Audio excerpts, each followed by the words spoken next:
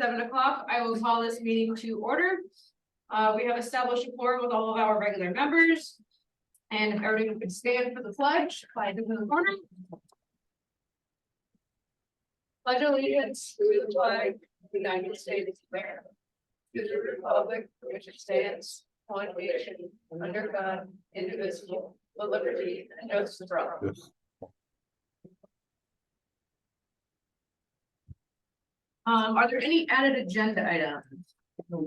Alrighty, moving on to legal notices, we do have, there was one legal notice published in regards to which we'll be reading aloud preceding the public hearing. In regards to the IWWA 09/20/2023, 74 Newberry 9 Craftsman Road. So we will get to that in a little bit later. Approval of meeting minutes. Make a motion to approve the meeting minutes of August 2nd, 2023. Second, You can't. sorry. Is there a second? Second. Rick seconds it. Any corrections or comments?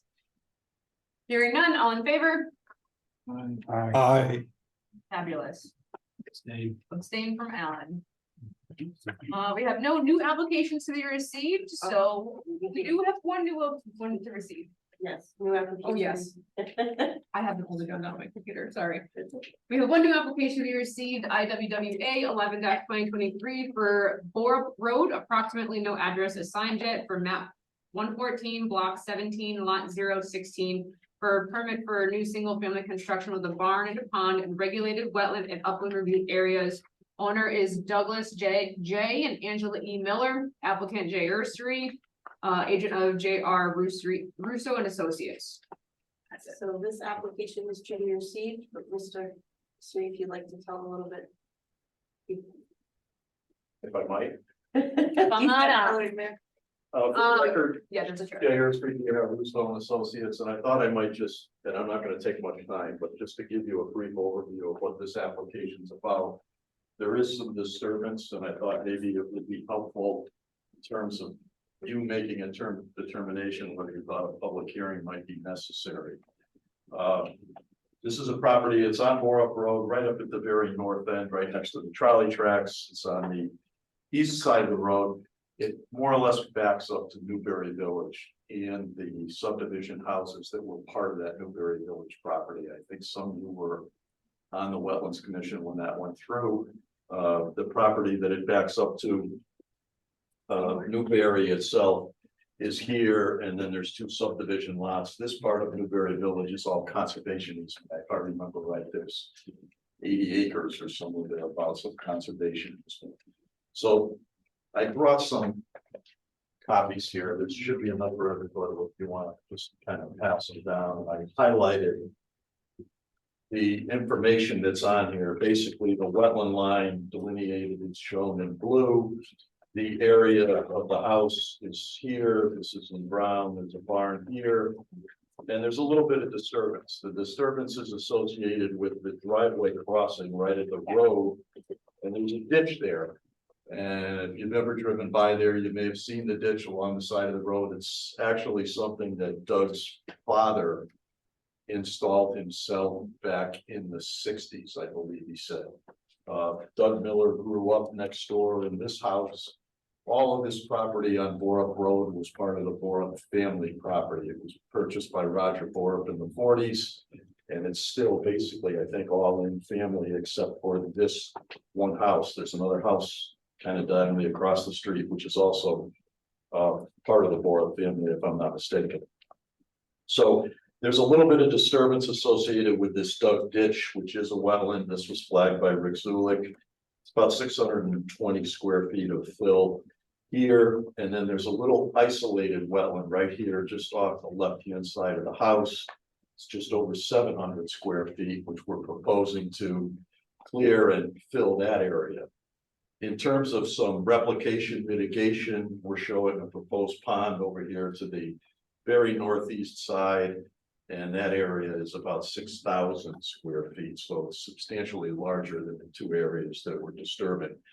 The pond would be adjacent to a more or less a wetland that's, I'm going to call it a monoculture cattails, basically. There is some woods here, but if you were to drive down Borup Road, right after you cross the tracks and look over to your left, you see kind of an open area of cattails.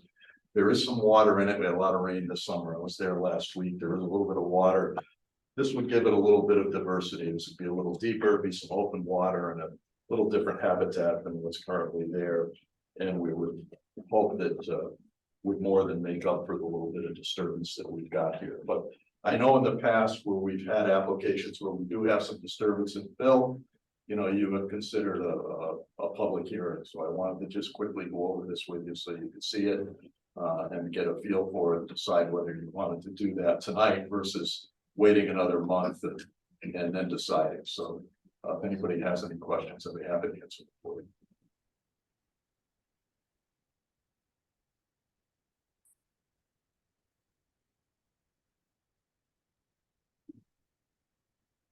I do agree, though, I think this will be, because of its nature and where it is, it'll be, have a lot of public interest, probably should have a public hearing.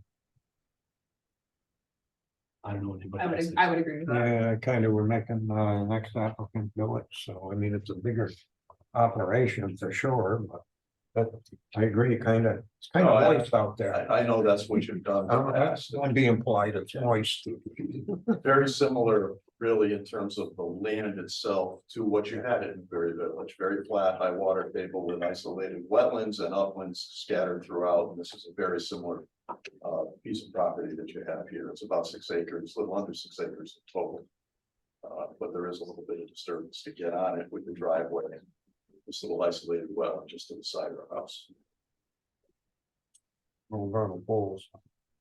No, and I asked Rick that question. I said, is this a vernal pool? And he said, no, it's very small. It didn't have anything in it when he was there. There are vernal pools, as you know, on the Newberry parcel, and there's probably some others on the Borup piece. The Jim Borup owns further off here to the south, heading over towards Prospect Hill, but not on this particular parcel. Would be in the best interest. If they have a hearing. Okay, so we get the notices put together, and we'll wait for a notice from your staff, and we'll get everything out in the mail and see you in a month. Good, thanks, Jay. Thank you.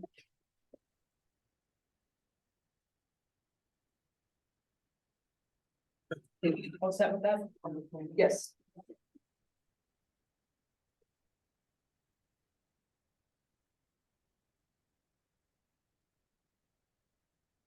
Alrighty.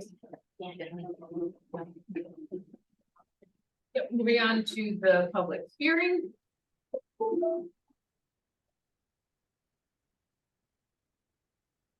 All right.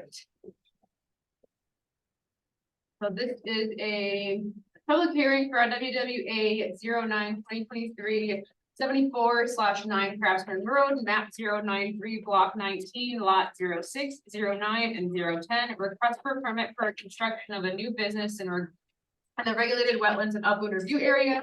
Owner is Steve Dearborn, applicant, Penske Trucking Lease Company, LP. Application received August 2nd.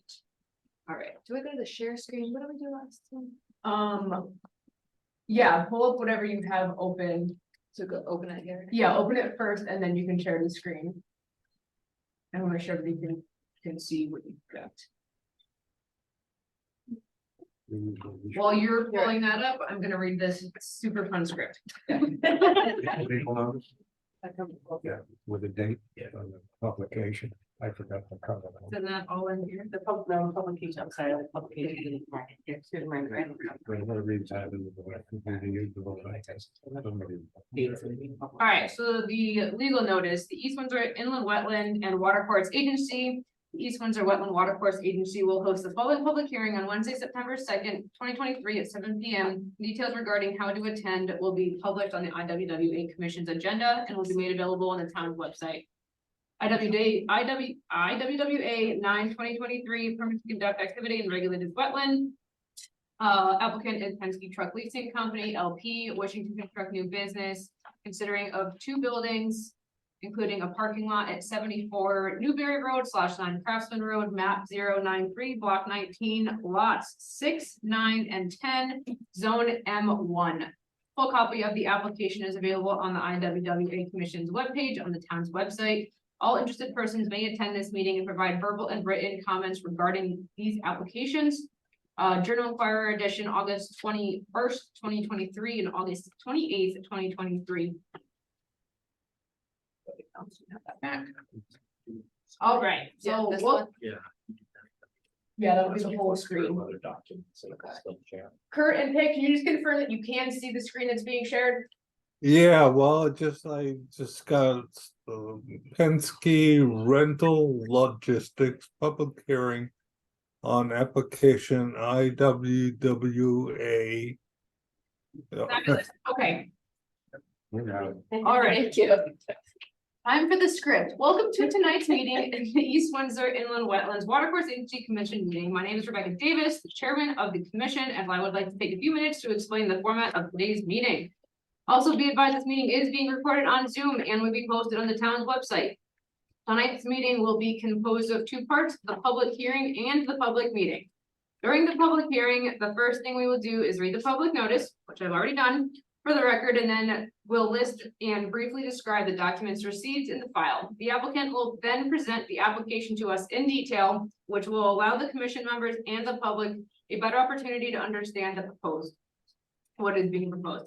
Commission members may ask questions during this presentation. Then we will ask members of the public who support the application to speak. After this, we will ask members of the public who oppose the application to speak.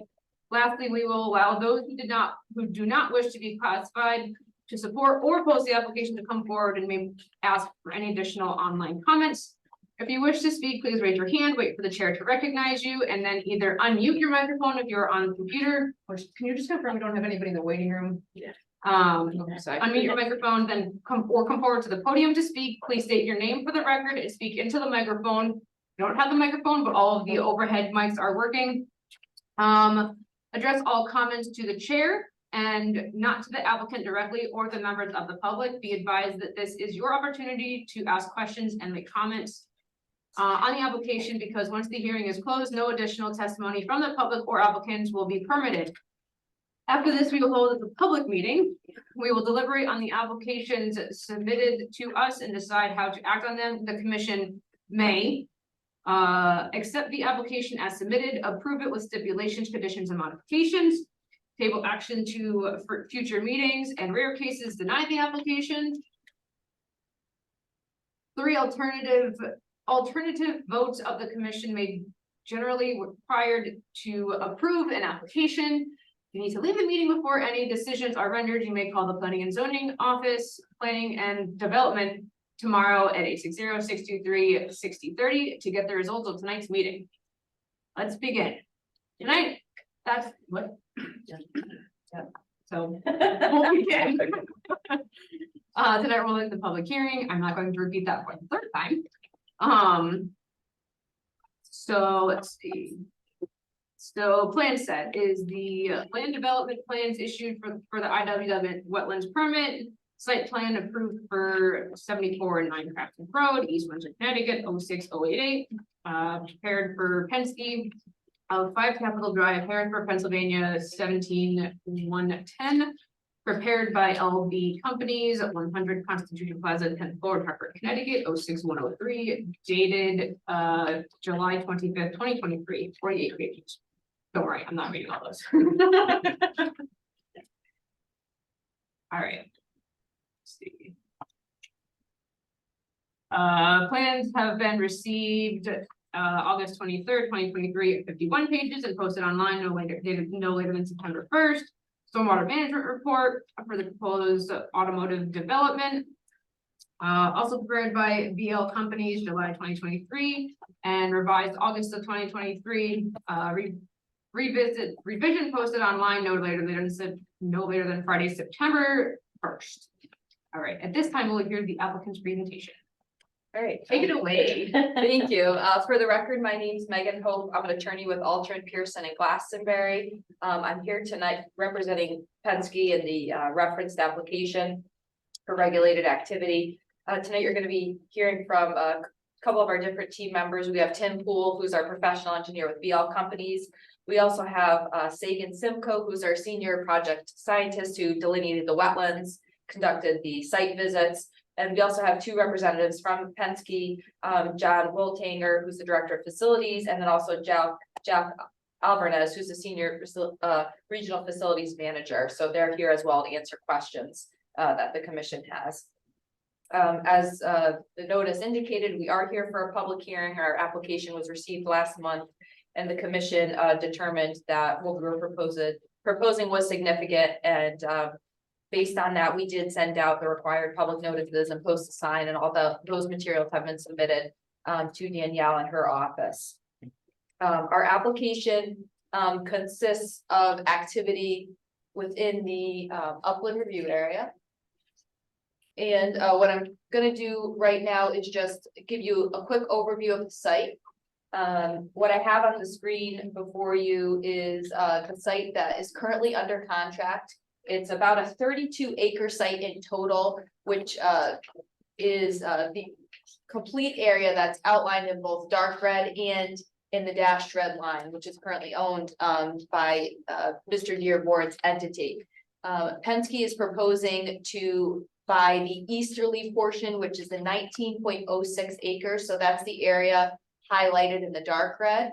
The area with the dashed red line is still going to be owned by Mr. Dearborn and operated under his existing permits that he has for that facility. So when we discuss the wetland permit tonight, it's just in regards to 74 Newberry Road and 9 Craftsman Road. So you'll be hearing those addresses as we go through the presentation. We began working on this project in 2021.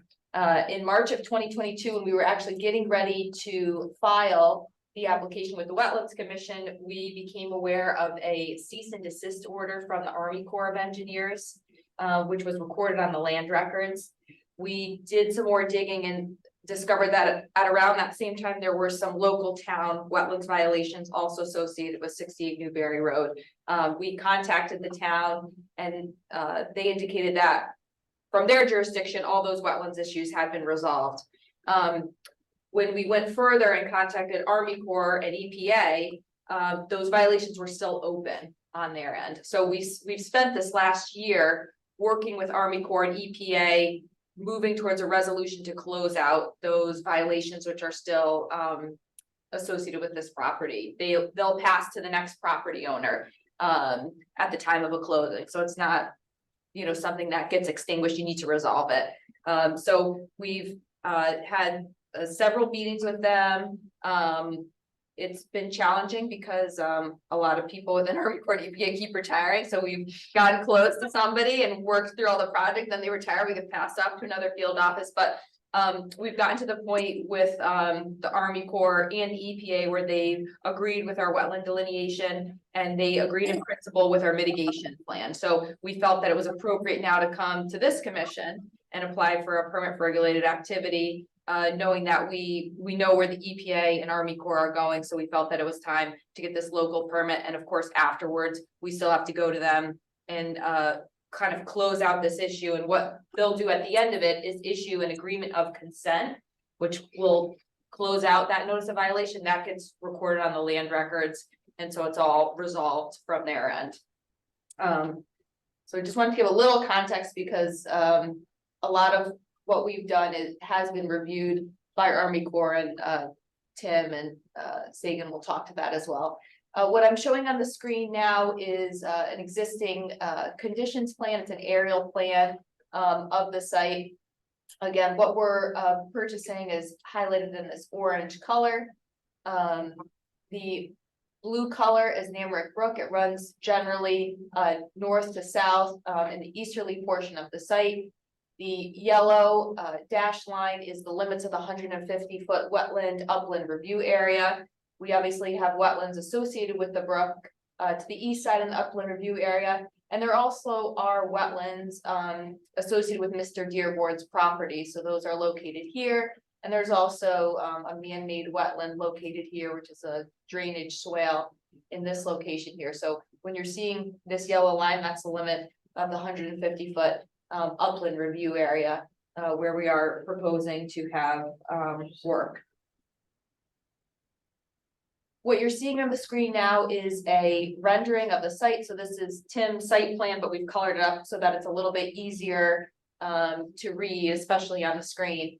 And we've got this little thing covering the top. I don't know if I can slide this. Well, let me slide this down here for a minute. I guess I'll move it up. So to the top of your screen is Newberry Road. To the bottom of your screen here is Craftsman Road. Again, this is the 19.06 acre site that Penske is proposing to purchase. We do have the auto body repair facility located in the northern portion. That's a 34,000 square foot building. And then in the southern portion of the site is the service building with the fuel station. That's 16,793 square feet. Both of these buildings have curb cuts on their respective street frontages. So the vehicles would be entering through the designated curb cuts.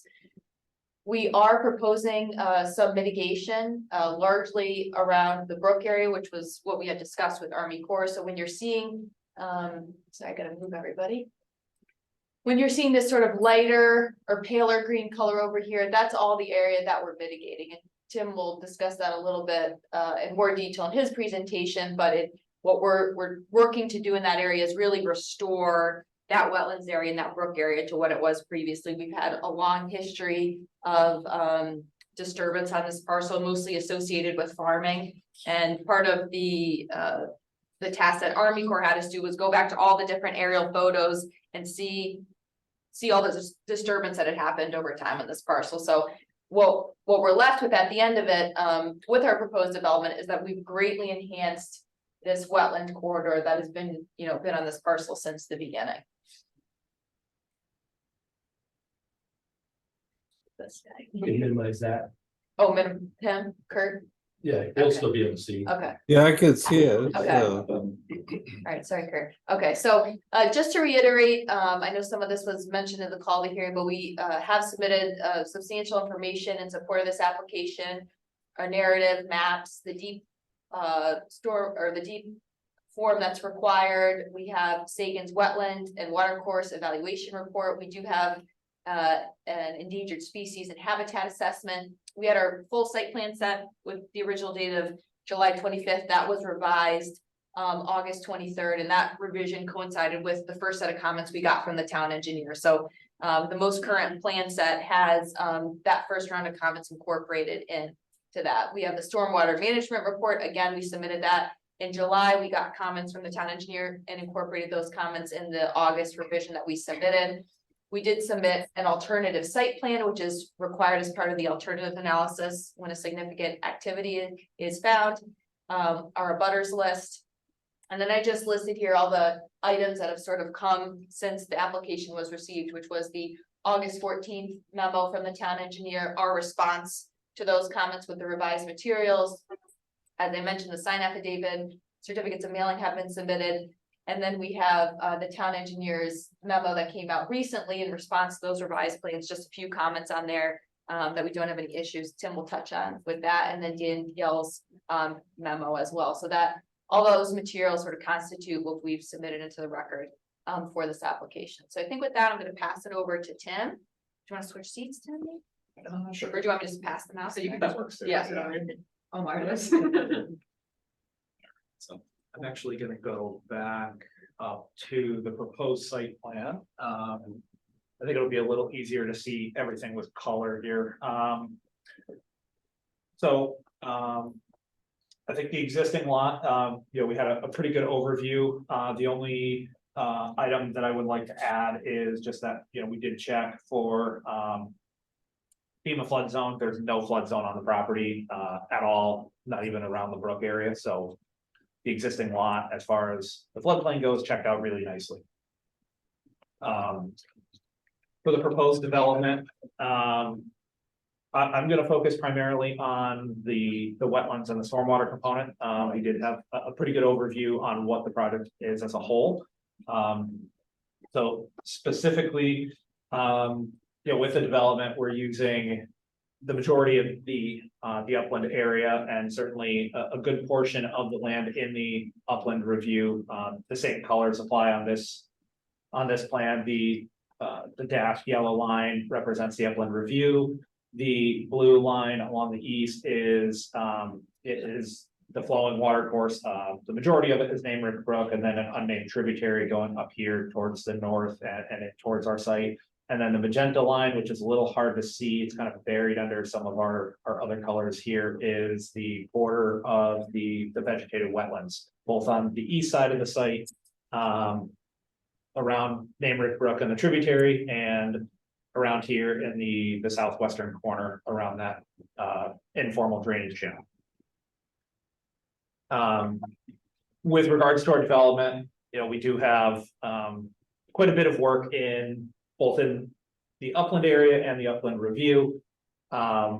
Specifically, our focus as far as wetlands goes primarily is the initial disturbance. We do have some direct disturbance up in the northeast corner up here. And then there is a little bit here for a driveway crossing on the southwest corner. All told, the total disturbance for this proposed development in regards to the wetlands as they stand today is approximately 4,600 square feet. We really tried as hard as we can to stay under the 5,000 square foot threshold for the Army Corps.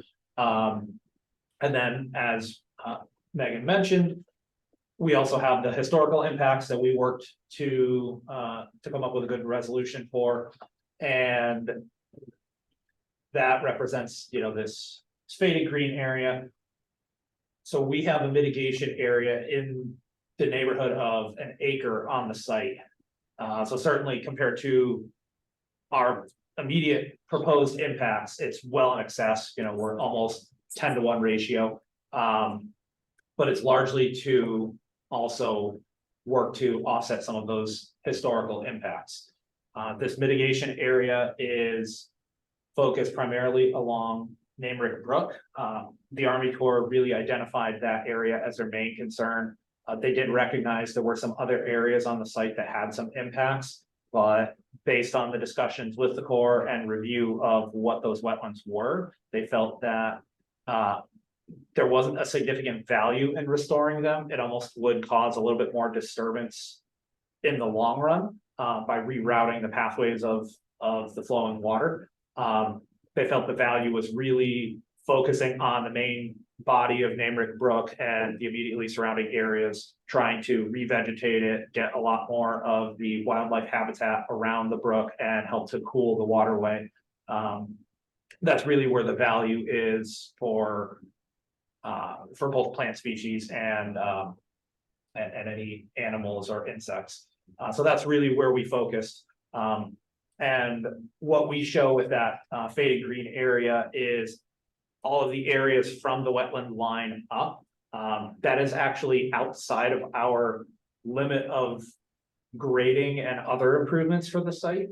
The darker green is our limits of grading and retaining wall up in the corner and some drainage improvements. So really everything from that toe slope down to the border of the wetland, that's what we're using as our mitigation area.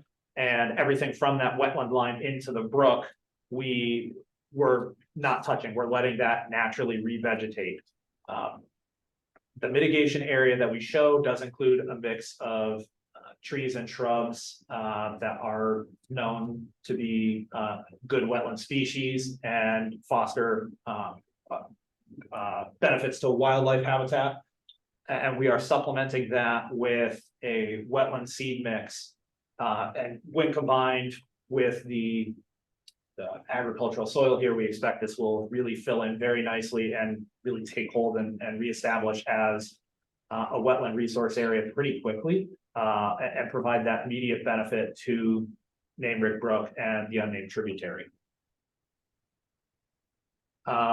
Pivoting to stormwater, I don't have the stormwater system shown on this plan. I can pop to the paper plans, the black and white plans, but essentially what we have is the entire site is collected. The gray areas on the plan and the brown here, those are the impervious surfaces. Everything is collected through deep sump-footed catch basins from the paved areas. It's treated in hydrodynamic separators and piped to subsurface infiltration systems. And the roof water is collected through, it's collected from the roof drains and scuppers piped underground and into, directly into the subsurface infiltration system. Because the roof water is clean. And then we get the majority of the site runoff is infiltrated in the subsurface infiltration systems. There is one small area that is treated and directly discharged. That's this very southeastern driveway. It's a small area. I believe it's somewhere around like 10,000 square feet total that is collected in a catch basin, treated and direct discharged. We did that primarily to try to balance the peak flow rate and the volumes going out to this southwestern wetland here and the culvert that crosses under Craftsman Road. Recognizing that wetland is still viable, we wanted to maintain the water flow to that as best we can to promote the wildlife habitat and the wetland resource that's currently there. And then from the subsurface infiltration system, the kind of in the center portion of the site, there is an overflow from that. And those do flow out to this area located kind of in the central eastern portion of the site. There is water that flows out of that in the larger storms. Again, the idea here is that's all clean water overflow from the treated stormwater system that will go out to the wetland and help maintain some of that flow towards Namerick Brook. As a whole, there is a net reduction in stormwater from the site towards Namerick Brook, but given the direct discharge, that certainly adds some to maintain some of that flow in the larger storm events, but also given the nature of the stormwater system being primarily infiltration, all of that water, even though it's going into the ground first, it will eventually make its way towards Namerick Brook. The groundwater does flow from west to east here over to Namerick Brook. So even though the water isn't a direct runoff to the brook, it is eventually getting to that to the watershed of Namerick Brook. And given that it's infiltration, we're achieving our 80% minimum TSS removal through the system up to infiltration, but then certainly through the groundwater and soaking in, we're going to get significantly more than 80% TSS removal. So it should represent quite an improvement over the existing condition with the agricultural use and the occasional tilling and exposed soil. I think that's the majority of what I wanted to discuss. So I guess at this point, we'd be open to any questions or comments. Rebecca, could I just have Tim's name? Sure, it's Tim Poole from BL Companies. Poule? HOULE. Oops, I'm sorry, Tim. I can get that to you No too, problem. Peg, I'll make sure. Thank you, dear. All right. Did you have anything else to add on to that? I have some sort of closing remarks, but I can wait to the end for that. Okay. Yeah. Open it up to members of the board for comments, questions. Go ahead. The construction entrance is gonna be on Craftsman Road, correct? We actually are proposing construction entrance both on Craftsman and Newberry. We have one located down here on Craftsman, the eastern driveway on Craftsman. And then we are also proposing the construction entrance up on Newberry. There is quite a bit of grade change between the site. So given the nature of the earthwork, we really feel it would be beneficial to have both construction entrances. Isn't Public Works wanted on Craftsman Road only? So the comment that we got from them was that they wanted the construction entrances lengthened. They didn't provide a comment on one. What I read specific here, said that Norton wanted Public Works, wanted the construction site go on Craftsman Road. Yeah, I think you're talking, referring to in comment 10, Tim, from Len's 814 memo, and the comment, just so I can read it to everybody, it says, I recommend that the southerly portion of the site, be limited to one construction entrance onto Craftsman Road. Did we have two there, We Tim? originally had two, yeah, we were originally proposing two closed Yeah. driveways for construction entrances on the south, and like all three driveways essentially Oh, okay. were I see. originally. So we have responded to that comment by taking out one of the entrances. And you're gonna go with 100-foot, Yes. Yeah. Yes, I believe that was in the draft motion for a condition of approval, and we certainly. Yeah, no issues with that. No issue. and it's not Namrick Brook, it's Namrick, Namrick, it's the Indian name. Maybe the guy who was here with the Indians up there. He was on wetlands. Yeah, some of my ancestors. He was there before it was a wetlands. I probably hunted it. And I thought I got a couple of questions.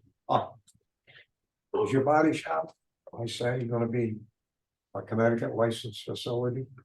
Whether you're a private company or not? The Yes. reason I asked. Yes, it will be licensed. It will be licensed. Okay, so that answers all the questions where the solid's going and everything. Because you won't get your license.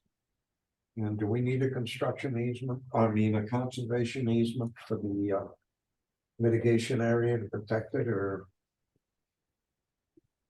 I don't know, if you don't think so, we won't do it. Just a lot of paperwork. I don't think you can. In your plans, over to the right beyond the mitigation area, what are your plans for that part of the property, yeah, so Tim, if any? yeah, so Tim, just explain what the white color means. on Yeah, the sure. plan.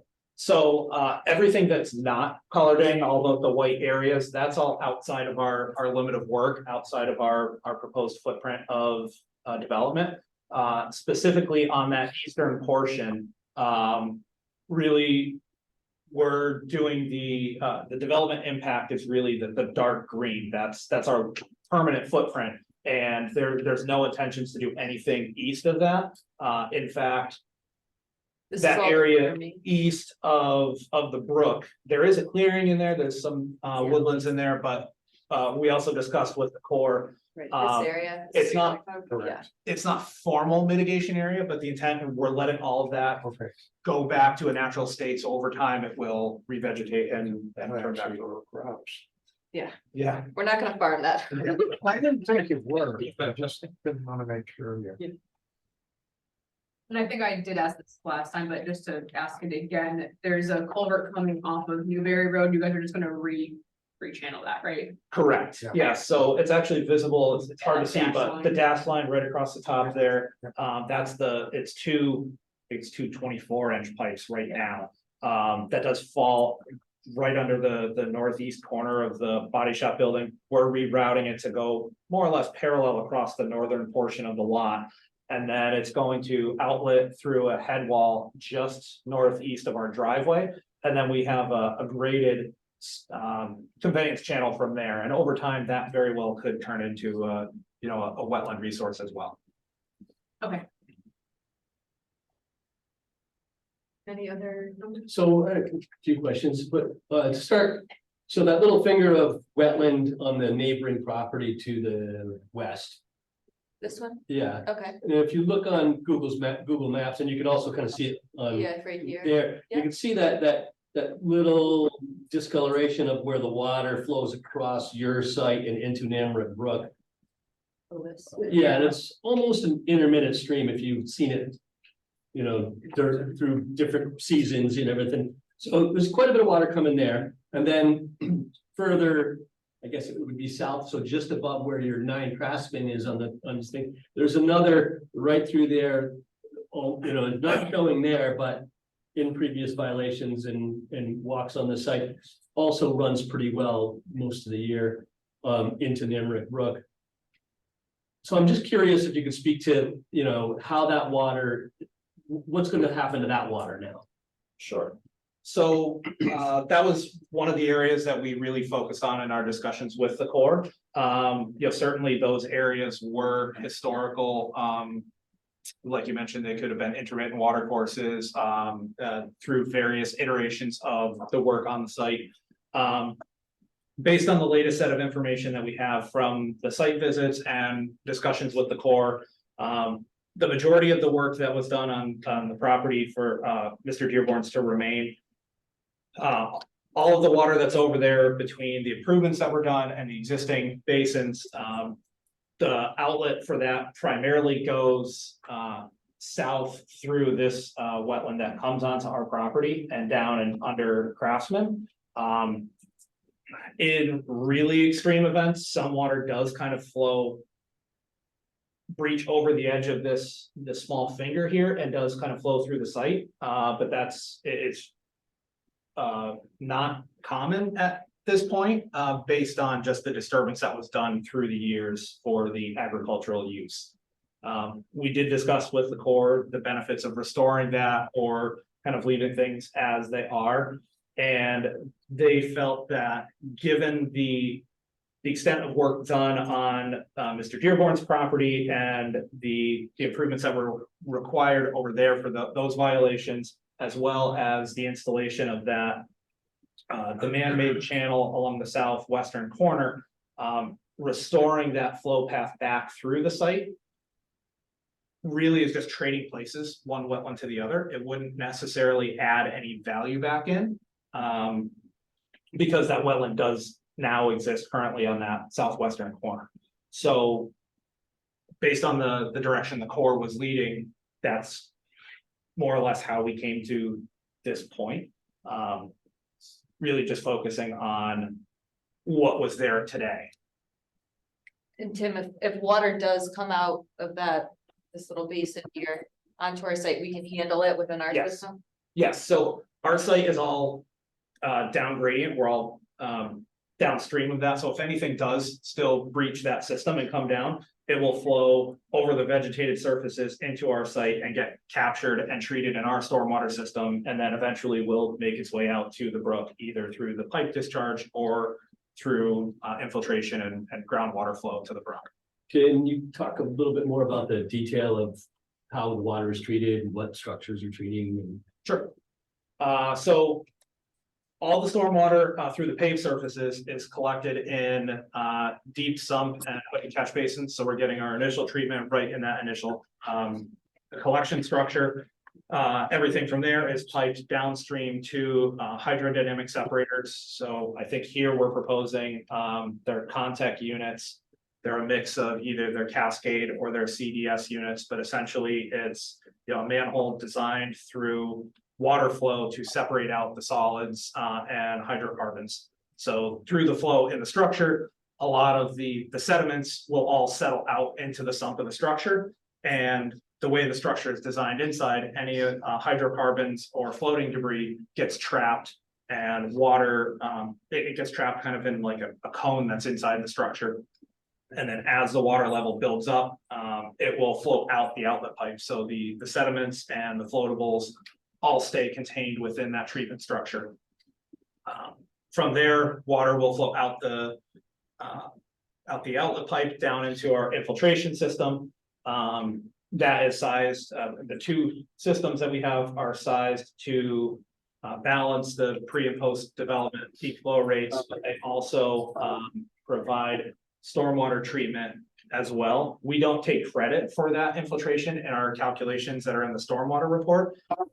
But certainly the active infiltration through the stone media and down through the natural soil provides a good bit more treatment.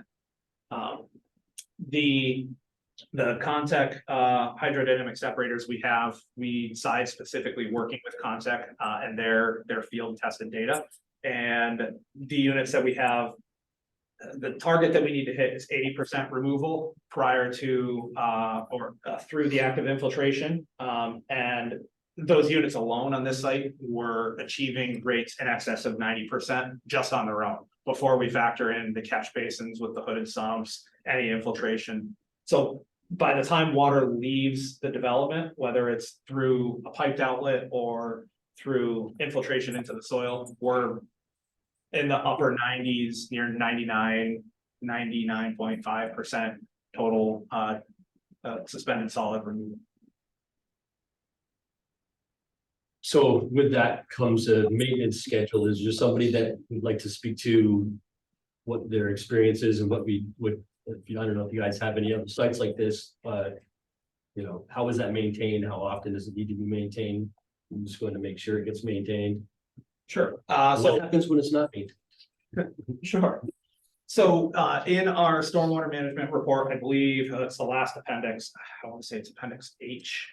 We have an operation and maintenance plan, that applies to the entire stormwater system on site. Generally speaking, for the catch basins, those are inspected quarterly. And we recommend cleaning when the sump gets about half full, so about 2 feet of sediment builds up, that's when we recommend cleaning. And that's done by like a typical Vector truck. They have to be a Connecticut license hauler because it has a potential for hydrocarbons or other materials, but generally it's a pretty routine process. They can pull the covers, and through water and the vacuum system, they can suck out all the debris.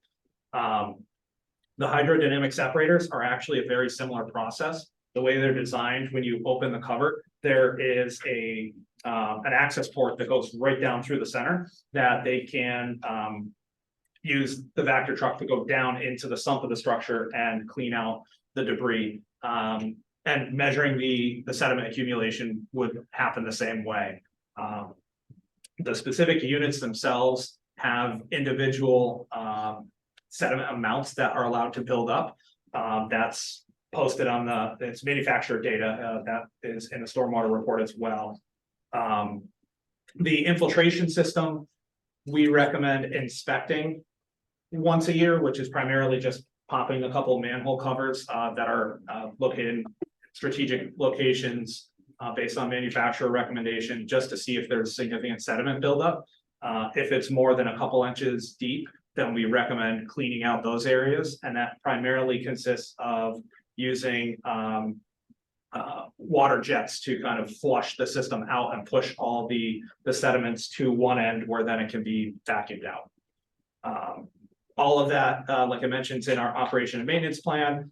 That is actually the DPW recommended that the adherence to the operation and maintenance plan be made a condition of approval. So that's something that, I believe it made it onto the draft memo. So that's certainly something that, we're on board with. We understand the sensitivity, especially with the wetlands nearby. In the event that the system is not maintained, the sediment does build up typically to the bottom of the pipe elevations, and then water would flow through almost as if it's just a regular manhole structure. At that point, where the primary treatment would happen would be in the subsurface infiltration systems. Sediment would build up in there over time, and it wouldn't necessarily function as much as an infiltration system. What would happen then is it functions almost like a settling basin. So the water would come in, it would kind of sit for a while, all the sediment and debris would kind of settle out, and then water would slowly flow out the outlet pipe. So even though we aren't getting the full infiltration, the full treatment, there is still quite a bit of treatment that would happen in the infiltration system prior to discharge. And Tim, I think maybe, I don't know, John or Jack, if you want to answer, we have obviously a lot of different Penske facilities.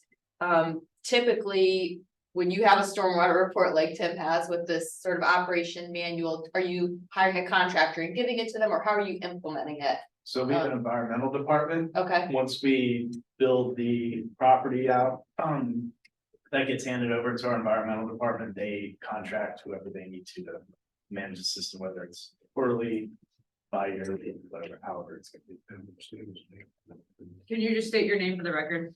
John Wiltanger, Penske Truck. Did you get that, Peg?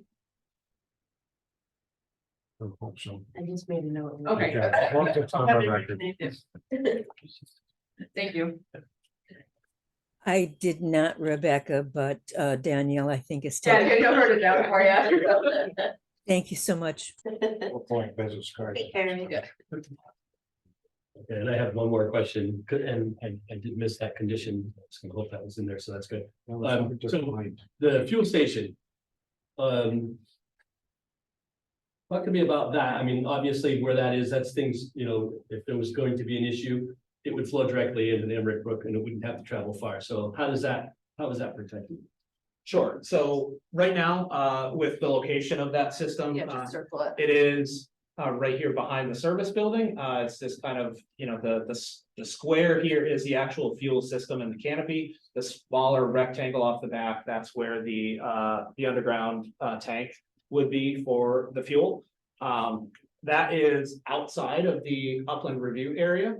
So the upland review area kind of comes through this corner here for the wetland over on the southwest corner, and then the upland review boundary over here for Namert Brook. So we did specifically locate that to try to stay outside of the upland review areas and stay as far from the wetlands as we can. So with the fuel station, it is designed with the spill collection pad, so it has that concrete pad under it with the grooves. In the event of a spill, it is contained within the pad. In extreme events, if there is some kind of a spill, anything on the surface would then go into our stormwater management system and would be treated for the hydrocarbons there. In the event of some kind of spill underground, it is going to be a dual wall system, so it does have its protections built in, and it will have the necessary monitoring wells to comply with the state regulations. But in the event something extreme happens, it will flow through the ground, so it's going to get quite a bit of, I don't want to say treatment, but a lot of it's going to be absorbed in the soil material before it makes its way to any wetland resource areas. You gotta keep it filled, because it's all gonna pop right out of the ground. Or anchor it down. Yeah. Rebecca, I'm assuming that was Tim again. Talking? Yes, Yes, that was Tim. thank you. Any other comments, questions from the board? I got one other question I think we need to at least discuss a little bit is construction, heavy construction, site work in the middle of the winter. I don't think we should allow it in that soil. Because it's counterproductive for them and for everything around there. Need to do it when it's dry. Should we put this as a condition of approval? Well, let me ask you guys the question, when do you plan on Yeah. moving forward and constructing and all that stuff? Should you live with? Spring 2024, we're not gonna start construction. Could you have it more or less buttoned up before November? I mean, not complete, That's up to but the heavy. That's up to thing- our contractor. John, That's the like it. problem with these contractors, they like. And I'll be honest, we always wanna get the yard base coated as fast as we can, just because it tightens the. I watched when they did Walmart. It was a zoo. They probably put 20,000 extra yards of material in there after they took all the muck they made out. And they sat all summer with their approvals and didn't do a blankety thing until November. That site that soils, that whole Prospect Hill it's not conducive to playing in the mud in the winter. We plan on sitting on all our approvals in the winter and starting on this. Yeah, well, I just wonder, should we kind of put it in as, if we do put a condition of approval, I'd certainly want to have it so the staff could modify it for cause. So if if you're getting them November 1st and you got 2 more days to finish it, have at it. It's just, you'd be surprised, you can do a slope test on it. When you get the water mixed in. And it'll actually destroy the structure of any material, but I don't prefer not to have that condition, just because if we start April 1, we can't control the weather. If it rains for 6 straight months, we can't control that.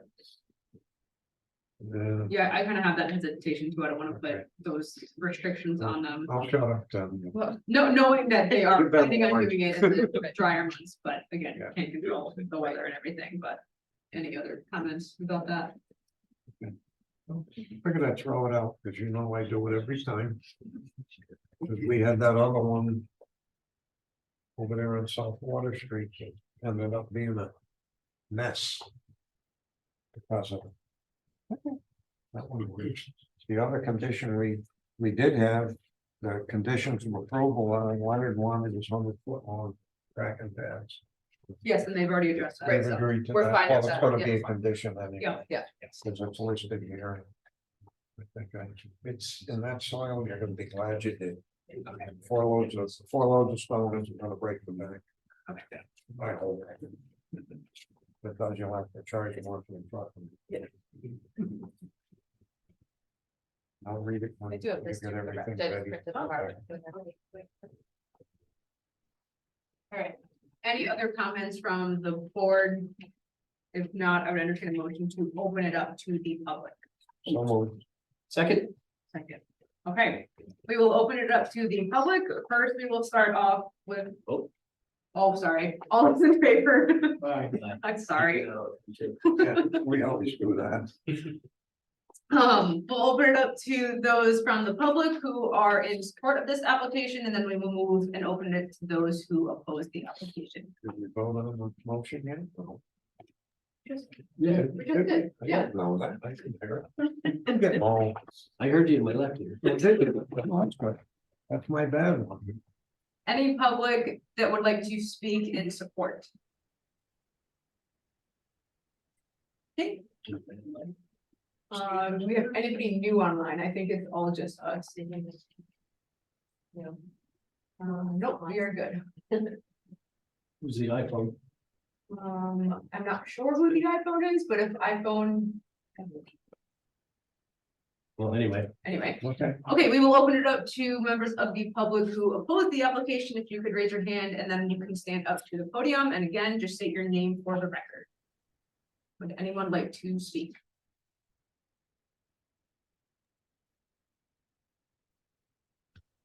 Okay. Seeing no hands. I don't know if you want to close the somebody online wants to speak against? iPhone. Alright.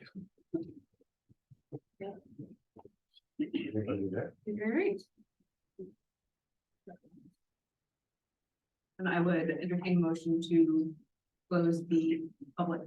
So moved. Second. All in favor? I, I remember that. That won't be voted on. All right, now what? Any additional comments from anybody else from your side or from our side? Well, for our side, they, again, hit everything that was in my memo. I did prepare a motion of consideration for the commission. That did incorporate Len's suggestion of the adherence of stormwater system operation and maintenance plan and the 100-foot long construction entrances which we have discussed. Yep. And of course, with the regular, with the standard conditions. Yeah. I think just, yeah, for us, just a couple of closing remarks. We do think all the materials that we've submitted have covered section 10.2 of your regulations, so the criteria you guys evaluate for decisions. We did focus specifically on demonstrating that we're minimizing pollution or preventing it with our stormwater management plan. We're enhancing the existing environmental quality of the site, first restoring, then enhancing, and we believe that we're going to create more wetlands or larger wetlands than exist currently on site. Because this was found to potentially be a significant impact by the commission at the previous meeting when the application was received, we did submit the alternative plans, which we're required to do. If you reviewed that plan, the previous plan showed more disturbance to the wetland. So what we've presented is the most prudent and feasible alternative. So we think in approving this plan, you can make a finding that's consistent with that requirement of finding that there's no other feasible and prudent alternative. So we're happy to answer any other questions that the commission has. I'd just like to make a suggestion so that the condition that is asking for basically for the reports for the maintenance of the stormwater systems is called for in a weekly report, and I don't think that's going to work. It's probably, we should just say as delineated in appendix H. Okay. Right, it was H. Double check that. At least Yeah. annually. The Say, reference or at least and say the plan of record. Yeah, so because one was quarterly, one was annually, and so. Yeah. you know, It's appendix I. all right, okay. Yeah, should replace at least annually. Yeah, there are a couple items in there that would be annual items on the maintenance. At least annual. Yes, That way if you, several other communities I've had this a similar condition with, they do request them annually. Some of the items are potentially quarterly, others are annually, so that kind of fits in with, seeing at least once a year that everything is done. Ruth, I see that you're unmuted. Did you want to say something? Well, I had a couple of things. Go ahead. It's a lot of deliberation for, you haven't closed the public hearing yet, right? We have not closed the hearing yet. All right, so a lot of that conversation can happen in the regular portion of the meeting. And I just wanted to make sure we didn't lose, we had a condition in there for weekly inspection, the, sedimentation and erosion control during construction. Okay, so yeah, I think what you got here is one yeah, condition that kind of mixed the two together. I don't see you, so I think. Yeah, I think Yeah. we just wanted to make sure we had inspections going on during construction. Weekly erosion. Yeah. Weekly ENS, and then this. Submittal or, yeah, Weekly. Yeah. thank you. Thank you, Ruth. If I can on that'll the be condition 17. sorry. So if I can on the weekly inspections, that is in line with the Connecticut deep stormwater construction general permit. That's the maximum time we can go with doing inspections. If we get rainfall events over, I believe it's a quarter inch or more, we have to do them more frequently. So certainly, a qualified individual will be out doing those inspections. Well, write it up and cover it here. I'm reading them with great interest from another site I know on a weekly basis. Thank you. There you go. All right, we need to close We the need to public close hearing it and then vote, also. right? But All right. I'll give everybody one more chance. I would say everybody is good to Yes, say their piece. thank you. All right, I would entertain a motion to close the public hearing. So moved. Second. All in favor? Aye. All right, public hearing is closed. We'll continue on. So we've got this straightened out. I got it written, kind of scribbled out here. Okay. I can try and read it, Go ahead. if you're ready. Okay, I'll make a motion to approve application IWWA 09020223 for 74 Newberry Road 9/9 Craftsman for construction of a new business in regulated areas. 74 Newberry Road /9 Craftsman Road, East Windsor, Connecticut 06088. Owner Stephen Dearborn. Applicant Penske Truck Leasing Company LP.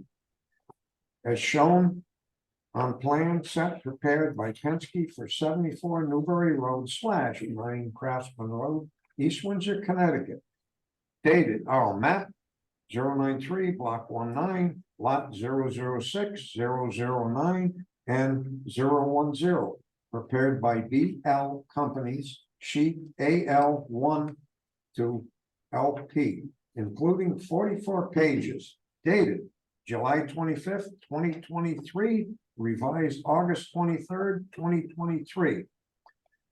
Incorporating our standard conditions 1 through 14 attached, with the additional convictions of 15, strict adherence of stormwater operations and maintenance plans to be documented and submitted to the planning offices. We went on an annual report for that, right? Okay. Number 16, construction entrance to be a minimum of 100 feet long. That's written here already. And number 17, weekly erosion inspection reports to be sent when this inspection's done during construction. After you get through construction, above the lines. You think we got it all? I think that's all of it. Is there a second? Second. All in favor? Aye. I Thanks, Kurt. All right, you're all good. Thank you. Thank you, guys. I'll let you guys unplug yourself. Yes. I just realized condition on 14 and that. No, yeah. Water lane didn't. Yeah. Yeah, water line, on our right. I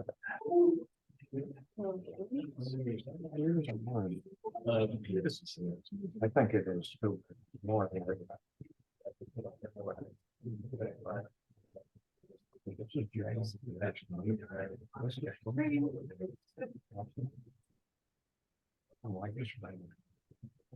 All right, continuing on, we have no continued public hearings. We have no new business, no old business. Oh, sorry, just hold on 1 second. We have no old business, moving on to miscellaneous informal discussion of 121 North Road mixed use development on wetlands. And this is Said. He's come to us and had discussions with possible mixed use development, it says over at 121 North Road. And he had a fairly large plan that he presented to us as a proposal, what we kind of had thoughts on. And had the wetlands delineated. After he had the wetlands delineated, we had discovered a bunch of vernal pools and I think a little more wetlands than we had previously seen on the GIS. So he scaled back his plan of what his idea was to be there and talked to us about it. And we both basically said, I think you should come and sort of have an informal discussion with the wetlands as to what you're looking to do over there, possibly ideas. We shared with him some of the Newberry Village plans because they had so many vernal pools in the area. And so, and I know you have a. So should I give the USB? Yes, so, well, if we have the flash drive, we can put it, do what they just did over here. So he's gonna show you what he was looking to do. Okay. How it's scaled back.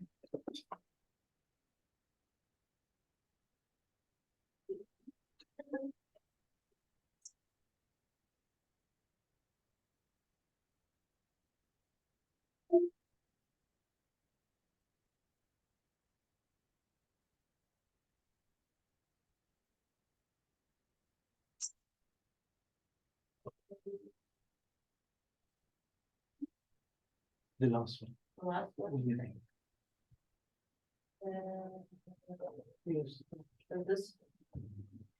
Let's do something else and share. No, you gotta share the screen again. Go back to the Zoom. Or, yeah, for Zoom. Yeah, that one. And then share screen. There we go. And then share. All right, there you go. There everybody see? I'll let you. All right.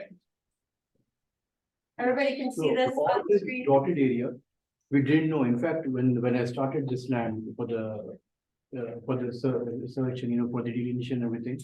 So I knew only about this wetland and little bit here. So this whole area was, I was told that, there is no wetland, this whole area also, I was told that only here there are some wetlands.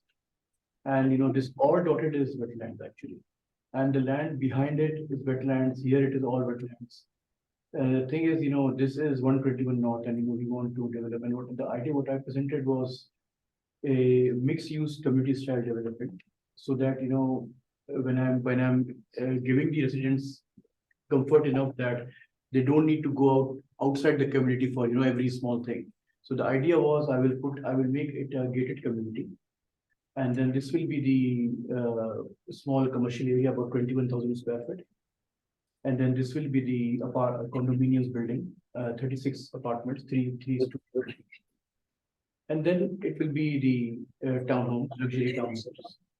And this is the tennis court, and this is the pool, and these are the two basketball court and two tennis courts. Now these four are vernal pools. This one, and here the small one. So now the issue is if I have to do stay away from the wetlands, then I can build on this part and maybe like a natural crossing, little bit here. That's it. So now I presented the board that if what is the next steps, how to convince and how to go about this plan. Because the whole area is like that. And there is a stream water coming out here, so I'm in discussion that to have some parallel way of storage or drainage or something. And this, all the area, I'm not touching all this area. It's still huge areas in Oakland. And this is the commercial area, so I will be putting a gate behind it, like, with access card and everything, so the residents can have the complete peace within the community. So have you gotten, the wetlands delineated? Yes. Okay, This is after the delineation and the architecture. okay. It's a concept basically. Because the other one, if I show you, it's a very small one. I can only make, I have to reduce even the commercial. And this is the current dog shelter park is there. So that area. And then this is one natural crossing is there, and I can make only this. And which is not, basically economical, and the ROI and nothing is there. So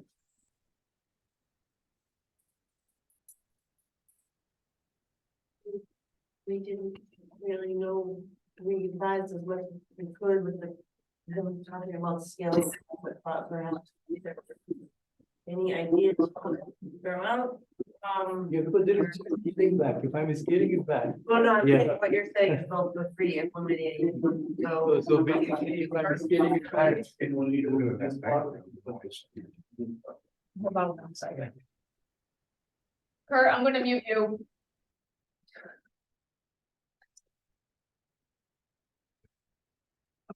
Sorry. Can I ask a question? Go ahead, Ruth. Masood, did you bring your wetlands delineation and your scaled down plan? Yeah, it is there. The second. Okay, Okay, so let's go back to.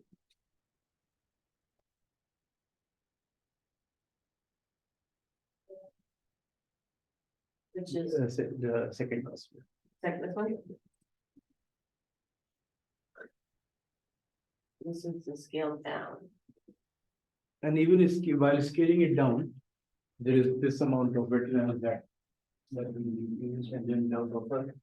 We will try to maintain this buffer in the wetland, but then only we can use. So if I'm scaling it down, and this is not with this land, like I have checked the land behind, the land next to it, all are completely. Very wet with it there. It's very- I mean, I'll just say right off the top of my head, the whole reason why I got on the Wetlands Commission was I was coming before wetlands with a site plan, just as they were doing Newberry Village, and I felt like Newberry Village never should have been built. So I got on wetlands.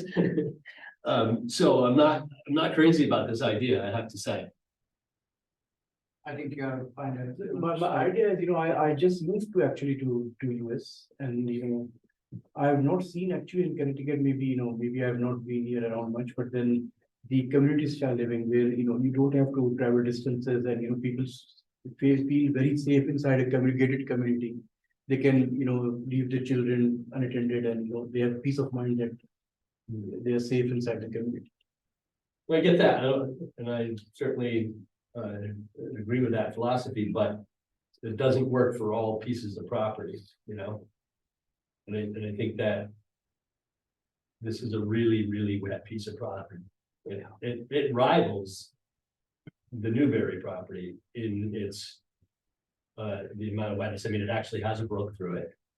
And when the showcase for dogs was opening, I walked that with the woman that owns it, and we went through the whole back, and up to where Connecticut Mulch owns the Denfield and everything. And it's literally a swamp. I mean, that property is literally a swamp. As is that whole section. It's difficult. I mean, I don't want to say it's unbuildable, but I'm not sure, like, just with what you're showing me, even the scale down thing, I'm not cool with this. Commissary, I think you said it was, the red building. This is the commercial. Right in the, I mean, Right. just replacing the wetlands. The other key is that this wetlands or areas to replace the wetlands on site that aren't truly wetlands now, they can be made into functional wetlands. We have a net gain of wetlands on the property. This might be a darn better use than some other things I can think of. And I that's, mean, I'm, boy, that's a big scale back from the first plan.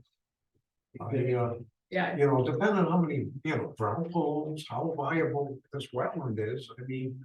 You So know, this side, right side, top side is all fields, Yeah. so, yeah, but you got the different colors there, collect, I'm always. the half ones are, That is the true delineated wetlands, yeah, I saw yours, I look at yours, Plan, the houses. but there is, I mean, it's upland. I mean, I why, think not on that. why couldn't, this map is awful. yeah, well, it's awful, yeah, but Yeah. why couldn't this actually come over in here? Well, he's showing. Yeah. He's showing actually more wetlands yeah. than is he's on the showing original more map. than what's on Yeah. there. So, I mean, and which It's probably a lot more accurate. is obviously a lot more accurate. Yeah. It is after the delineation. Yeah, But yet over where the dog thing is there, this meadow land in there. She basically which is where the purple building is in the couldn't put a paper. building there. Yeah. That's how wet it is. So that purple building, that whole area is the top west. Yeah, It's all sand, wet sand, I mean, but it's all wet over in there, there's sand on it. I mean, they can only go in like July. It's gonna get wetter too. yeah, Yeah, this year, of course, you can't really It's a tough charge choice. that because you know what, everything's a wetland. And I think it would be an expensive site because for you to do it, I think you would need to. You can't just fill in wetlands and then be like, that's cool, right? You gotta place it and do stuff. So I think that. For a plan that would We be have, even, I mean, for me, I'm having a tough time with it. It would be. To the extent, I don't know if you looked at the Newberry Road reports and the books that they put out on an annual basis. Of all the testing that they did and all the requirements, it was a very, very expensive build, so.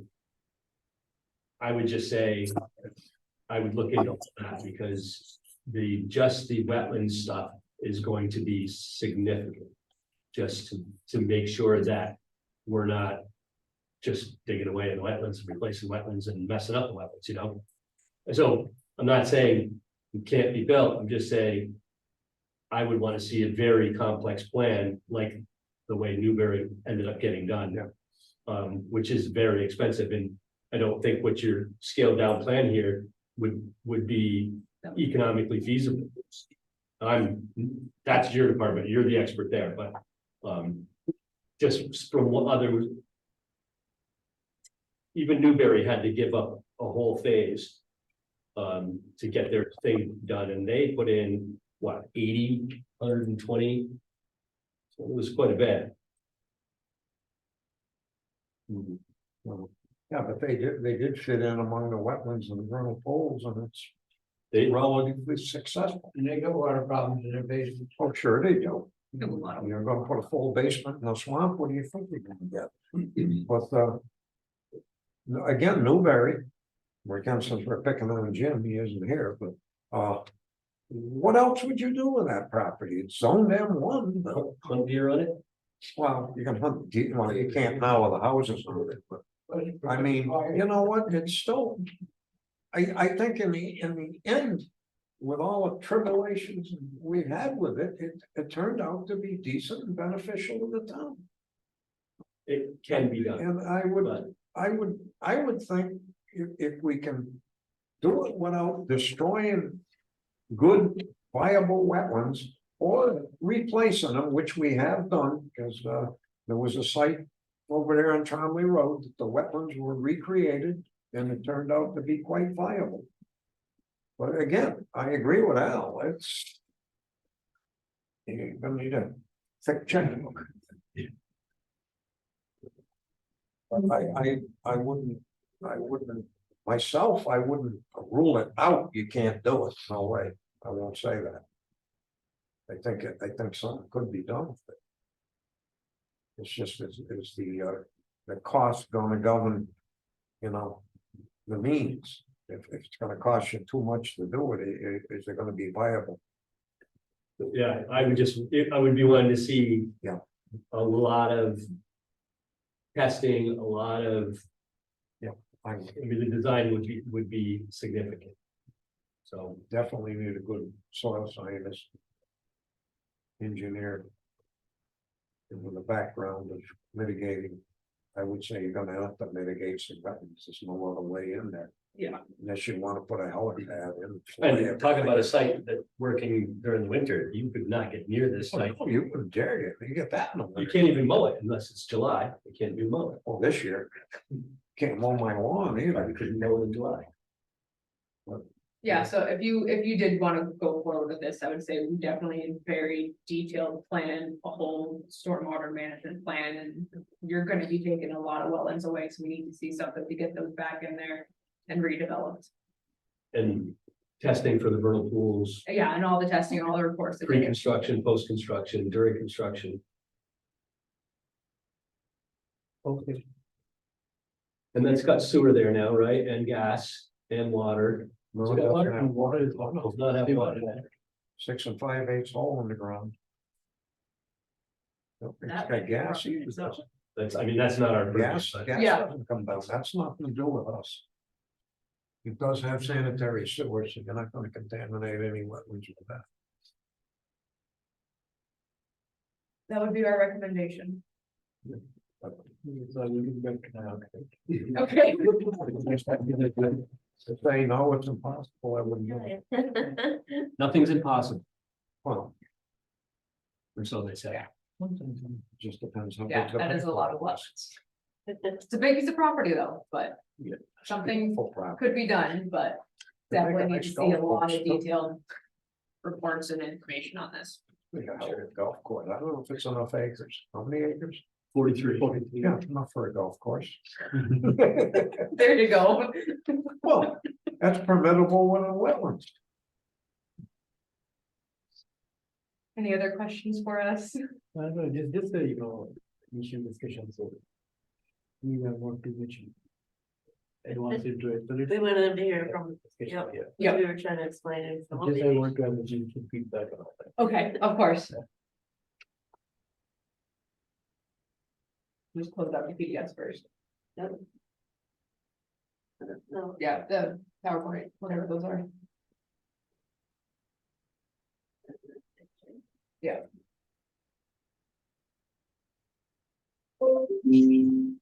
Okay, it was nice meeting you. Nice to meet And I you. will Thank you for just coming in. Try to discuss and let's see. Okay, Thank so you. then just talk with Danielle and she'll get you on the agenda. Back and forward with everything.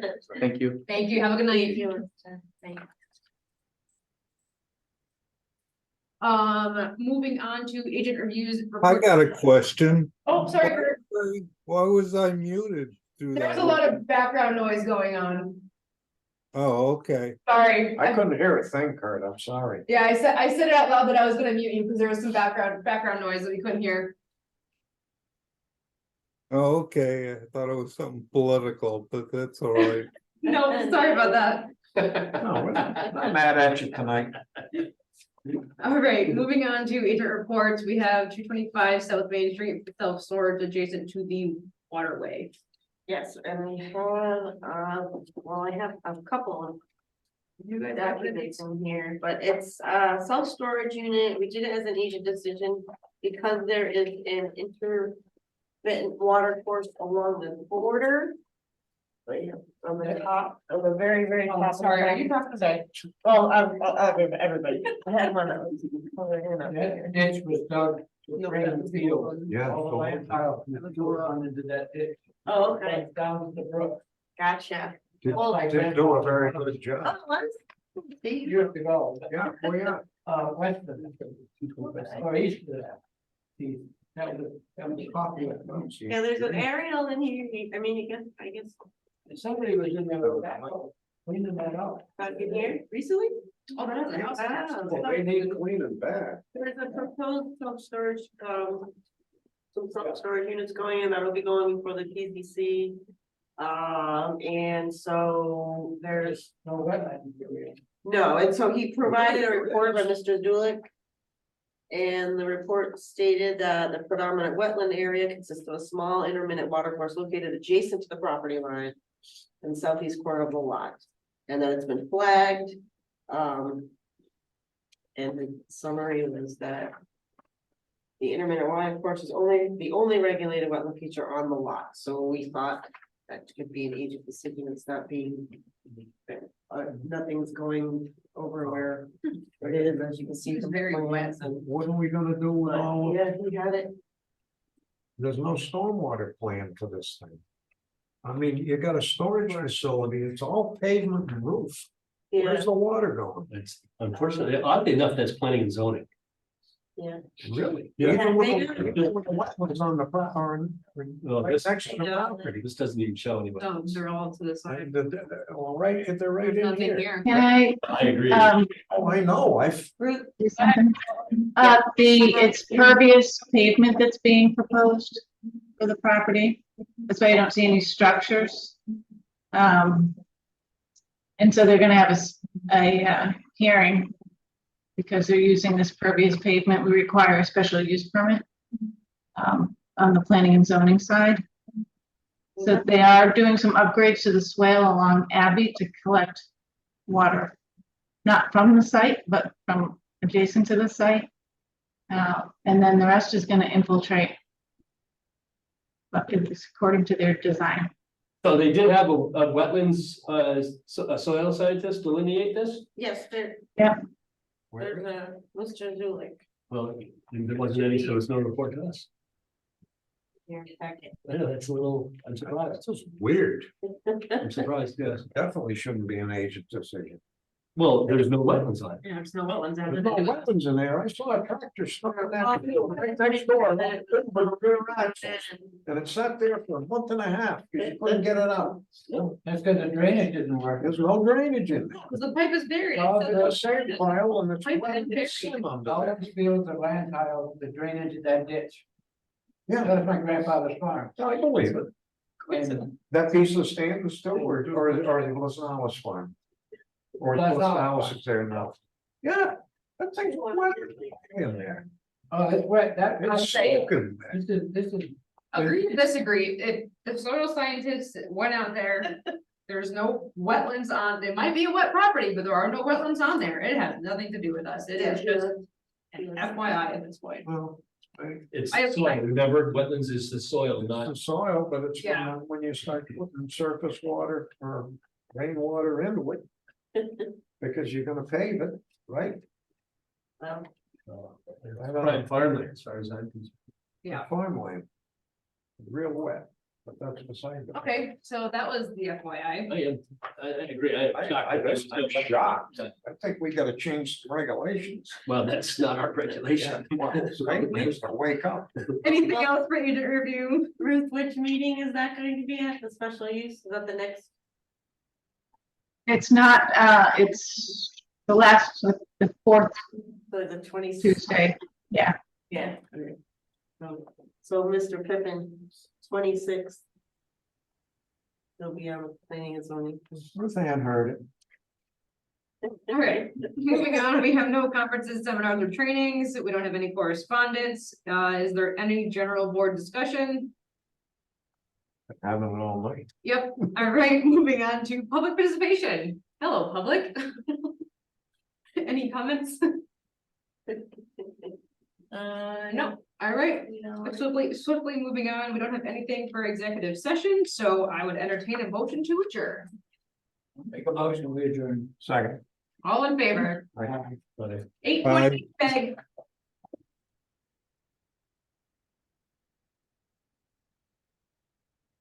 Everyone, thanks, guys. Have a good night. Thank you. Bye, take care. Night. You guys have a good night too. Thanks, Peg. You too. Good night. Thanks, Thanks, Greg. I was gonna say,